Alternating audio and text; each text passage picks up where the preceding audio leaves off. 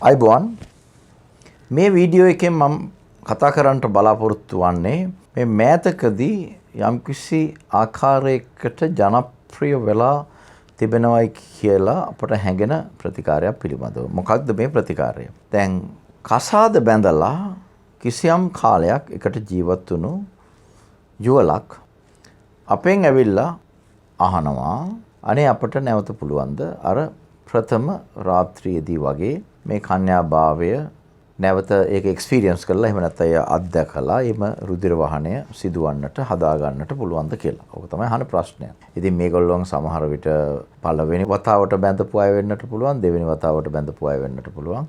එහෙම බැඳලා යම්කිසි කාලයක් ගත වුණාට පස්සේ නැවත මේ උමනාව සමහරට දෙන්නටම, සමහරට හස්බන්ඩ්ට, සමහරට වයිෆ්ට, පුරුෂයාට හෝ බිරිඳට ඇති වී තිබෙනවා. මේ පිළිබඳව ඇවිල්ලා විමසනවා. දැන් මේකට මේ කළ හැකි දෙයක්ද?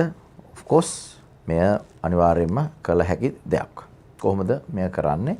නැවත කන්‍යා පටල බද්ධය එහෙම නැත්නම් හයිමනෝග්‍රැෆි ප්‍රතිකාරය ශල්‍ය කර්මය කරන්නට පුළුවන්. එතකොට බබාලා ලැබිලා උන්නනම් පුළුවන්ද කරන්න? ඔව් ඒත් පුළුවන් කරන්න.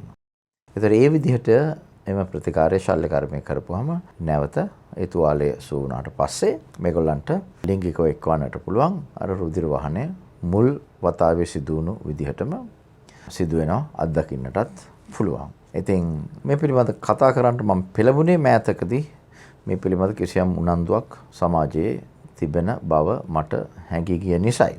මේ පිළිබඳ වැඩි විස්තර දැනගන්නට ඕන නම් ඇවිල්ලා අපිත් එක්ක සම්බන්ධ වෙලා අපිට කතා කරන්නට පුළුවන්. බොහෝම ස්තුතියි.